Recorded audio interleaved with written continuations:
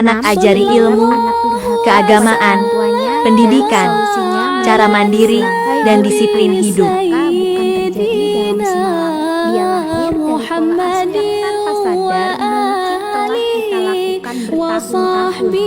Nah, yuk kita kenali apa saja sih sebenarnya kesalahan-kesalahan yang tanpa sadar sering kita lakukan. Oke Bunda, yuk simak videonya sampai akhir. Penyebab pertama, orang tua tidak menjadi teladan yang baik bagi anaknya. Anak-anak lebih banyak belajar dari apa yang mereka lihat daripada apa yang mereka dengar. Jika orang tua sering menunjukkan perilaku kasar, marah-marah, atau tidak menjaga akhlak, anak akan meniru kebiasaan buruk tersebut tanpa kita sadari. Solusinya, Rasulullah SAW selalu menjadi teladan dalam kelembutan, kesabaran, dan akhlak yang mulia. Maka jadilah sosok yang layak ditiru oleh anak-anak kita. Bagaimana firman Allah Subhanahu wa Ta'ala dalam Quran surat Al-Ahzab ayat 21, sungguh telah ada pada diri Rasulullah SAW itu suri tauladan yang baik bagi kami. Penyebab kedua, gaya komunikasi yang terlalu keras, otoriter, dan minim empati. Seperti kalimat pokoknya kamu harus nurut, kalimat itu justru akan menjauhkan hati anak. Mereka bisa jadi patuh karena takut, bukan karena rasa hormat dan cinta. Dan bisa jadi lama-lama sikap ini beresiko berubah menjadi pembangkangan secara diam-diam. Solusinya, Rasulullah selalu mengajarkan kita untuk berkomunikasi lembut, penuh kasih sayang dan empati. Dengarkan anak sebelum berbicara hingga mereka merasa dihargai. Rasulullah SAW bersabda, sesungguhnya kelembutan itu tidak ada pada sesuatu kecuali akan menghiasinya, dan tidaklah dicabut dari sesuatu kecuali akan memperbaikinya. Hadis riwayat Muslim.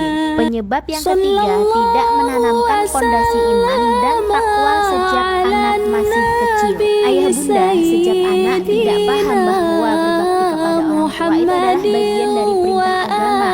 Maka ketika dewasa mereka tidak merasa memiliki kewajiban untuk berbakti. Nah, kemudian mengisi kekosongan ini dengan nilai-nilai yang berlawanan.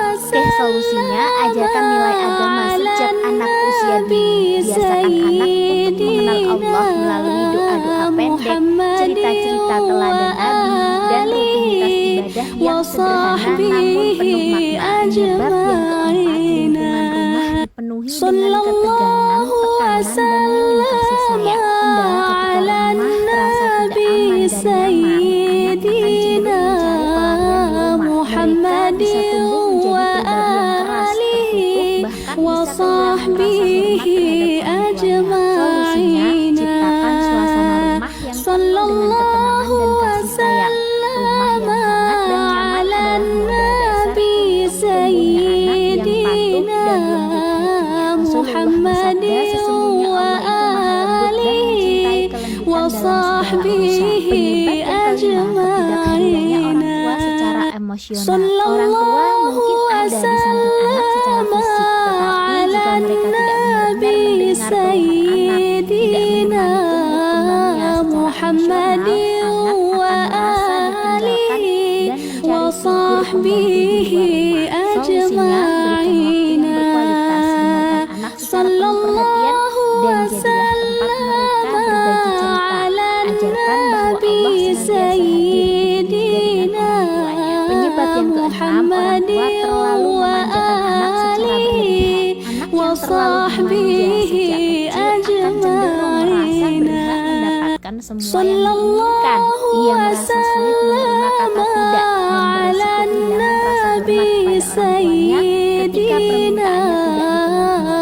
Solusinya, ajarkan anak tentang nilai kesabaran, syukur, dan batasan sejak dini. Islam mengajarkan bahwa pendidikan terbaik adalah keseimbangan antara kasih sayang dan ketegasan. Oke bunda, anak yang durhaka tidak lahir begitu saja. Dia adalah hasil dari apa yang kita tanamkan sejak dini di dalam rumah. Masih ada waktu kok untuk berubah, memperbaiki, dan menanamkan kebaikan sejak hari ini.